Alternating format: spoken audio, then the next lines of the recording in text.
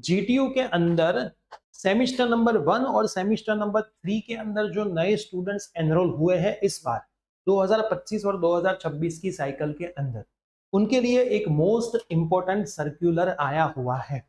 आपके मार्किंग जो ग्रेडिंग है, मार्किंग सिस्टम है, उसके अंदर चेंज हुआ है। क्या चेंज हुआ है, कितना practical approach, skill based approach add किया है, आज के इस वीडियो के अंदर सारी चीजें हम ध्यान से देखेंगे। देखो, आप जीटीयू के अंदर फर्स्ट टाइम आए हो और थोड़े बहुत चेंजेस फर्स्ट टाइम आए हैं। जो आपका सिलेबस है फर्स्ट सेम का वो लास्ट ईयर चेंज हुआ था, थर्ड सेम का तो इस बार सिलेबस चेंज हुआ है।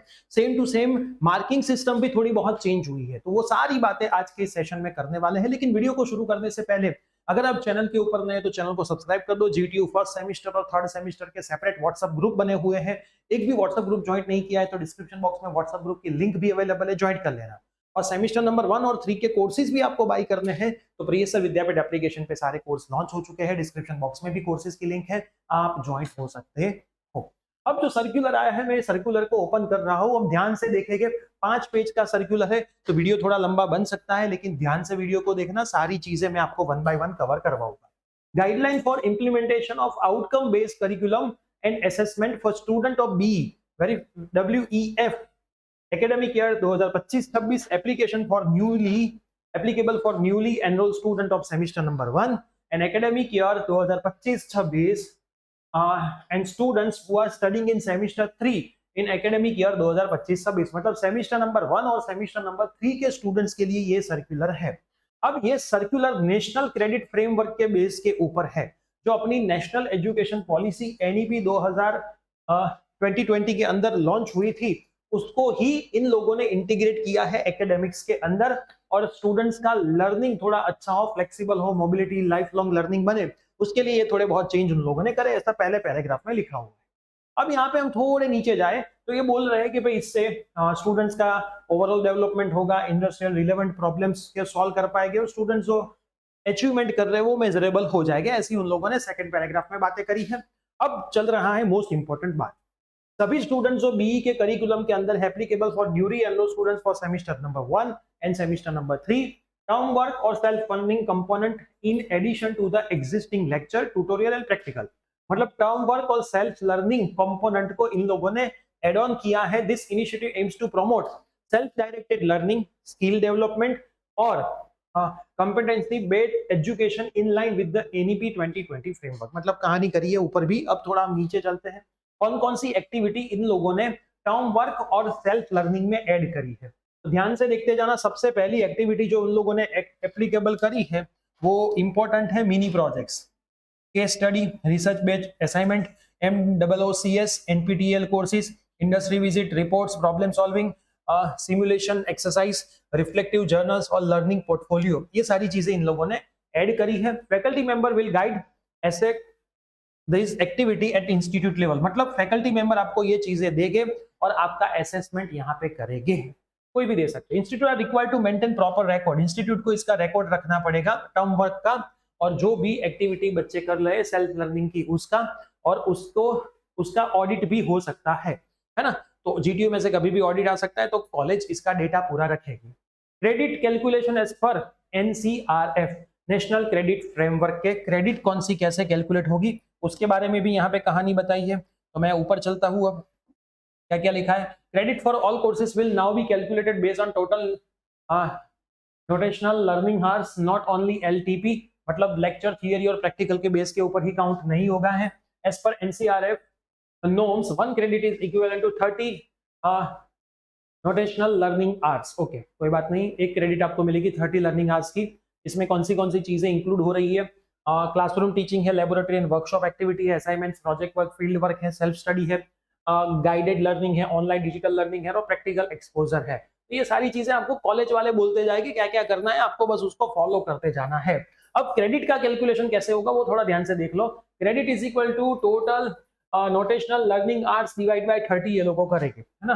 The teaching scheme will be reflect to the total learning hours instead of weekly hours, है ना। टोटल लर्निंग आवर को यहाँ पे कैलकुलेट किया जाएगा। अब यहाँ पे जो असेसमेंट की स्कीम है उसको थोड़ा ध्यान से देख लो। सबसे पहले जो था वो 50 मार्क के आपके वाइवा थे, जिसमें इंटरनल के 20 थे, प्रैक्टिकल और वाइवा कंपोनेंट का 30 था, मतलब 50 हो रहा था।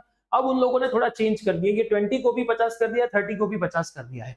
मतलब टोटल 100 मार्क का आपका वाइवा बेस काम चलेगा, जिसमें ये जो आपके एक्स्ट्रा एक्टिविटीज कर रहे हो उसके marks as a credit base add होंगे। 70 मार्क की जो एक्सटर्नल एग्जामिनेशन थी जो जीटीयू लेती है वो तो आपकी यहाँ पे होने ही वाली है, और 30 मार्क की जो मिड सेमिस्टर है वो भी होने ही वाली है।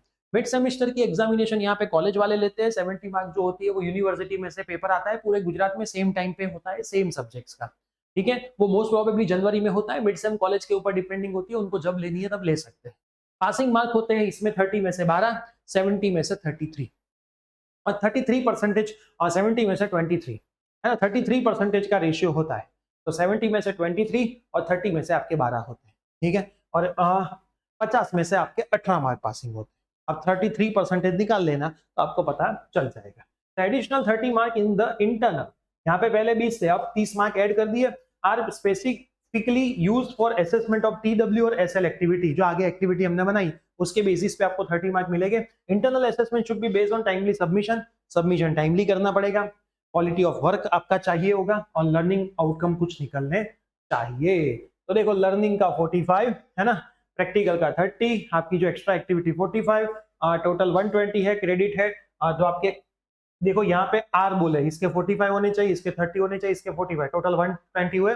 120 आवर्स को आप 30 से डिवाइड करोगे तो 4 क्रेडिट आपकी हुई। ठीक है, assessment pattern and mark, external का 70, मिड सेम का 30, यहाँ पे 20, 30 और जो एक्सटर्नल एक्टिविटी है उसका 50, टोटल आपका 200 में से आपका ग्रेडिंग बनेगा एक सब्जेक्ट का, है ना। तो खास ध्यान में रखना, ये क्रेडिट जो इन लोगों ने बनाई है 4 क्रेडिट का सब्जेक्ट, तो उसके बेसिस के ऊपर बनाया है, जिसमें एल मतलब लेक्चर, टी मतलब ट्यूटोरियल, पी मतलब प्रैक्टिकल, TWNSL मतलब टर्म वर्क, सेल्फ लर्निंग। इन लोगों ने ट्यूटोरियल को टर्म वर्क में डाल दिया है। TH मतलब टोटल आवर्स, EAC मतलब एंड सेमिस्टर एग्जामिनेशन, PA मतलब प्रोग्रेसिव असेसमेंट, प्रोग्रेसिव असेसमेंट मतलब मिड सेमिस्टर एग्जाम की बात ये लोग कर रहे हैं। अब क्या लिखा है, फैकल्टी मेंबर की इंस्टीट्यूट लेवल पे क्या क्या रिस्पॉन्सिबिलिटी आएगी, तो उनको ये सारी चीजें डिजाइन करनी पड़ेगी, बच्चों को काम देना पड़ेगा, मतलब आप सबको काम आपकी फैकल्टी देगी। इंस्टीट्यूट हैव टू आंसर, ये सारी चीजें को मॉनिटरिंग करेगा, इसका पूरा रिकॉर्ड भी इंस्टीट्यूट ही रखेगा। इंस्टीट्यूट बच्चों को एंकरेज किया जाएगा डिजिटल प्लेटफॉर्म्स को यूटिलाइज करने का, मतलब प्रियसर विद्यापीठ प्लेटफॉर्म जैसे जो प्लेटफॉर्म है उसको यूज करने का, अच्छे से पढ़ने का। तो ये सारी चीजें लिखी है, मतलब आपको काम करना है, ऐसा फैकल्टी आपको बोलेगी। Activity suggested under self learning term work, कौन सी एक्टिविटी आ सकती है, तो इंडस्ट्री या फिर रिसर्च लेबोरेटरी विजिट आ सकती है, उसके ऊपर आपको रिपोर्ट बना के सबमिट करना पड़ेगा। टेक्निकल वीडियो बेस्ड लर्निंग आ सकता है, जिसके ऊपर भी आपको रिपोर्ट, मतलब हर एक में आपको रिपोर्ट देना है। 5 घंटे विजिट करना है, 5 घंटे रिपोर्ट, प्रेजेंटेशन 10 घंटा, वीडियो 5 घंटा देखो, रिपोर्ट बनाओ 5 घंटा 10 घंटा। असाइनमेंट राइटिंग भी इसमें आ गया, न्यूमेरिकल बेस्ड असाइनमेंट आ गया, 5 असाइनमेंट 4 आर ईच मतलब 20 हो गया। उसके बाद प्रॉब्लम सॉल्व करो पाइथन के ऊपर, सी के ऊपर, मैटलैब के ऊपर, एक्सेल के ऊपर, 5 small coding based assignment 2 are each मतलब 10 आर, मतलब ये इंस्टीट्यूट को बोला गया कि ऐसी ऐसी एक्टिविटी आप बच्चों को दे सकते हो। सेल्फ लर्निंग ऑनलाइन कोर्सेज है, minimum duration of the course should be 10 hour हो सकता है। कॉम्प्लेक्स प्रॉब्लम सॉल्विंग आपको करना है, maximum 2 problem, study of the problem में solution, total 10 hour per problem, मतलब 5 घंटे का एक वीडियो ऑन इंडस्ट्रियल सेफ्टी और डिजास्टर के आप वीडियोस काम बच्चों को दे सकते हो।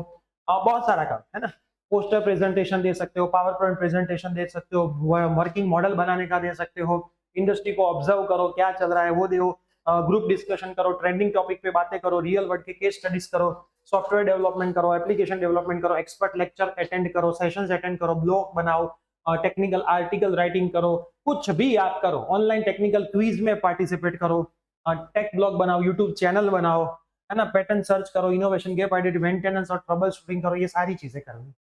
एक्टिविटी की आपको नोट्स बनानी है, all activity should be related of the subject, मतलब सब्जेक्ट के रिलेटेड होना चाहिए, ऐसा नहीं कि भाई जाओ मूवी देख के आओ, है ना, वो नहीं चलेगा। ठीक है, the members of the R is suggestive, number of hours suggest, faculty can subdivide the number of hours based on the activity, total number of hours जो है वो आपके 10 घंटे का फिक्स है।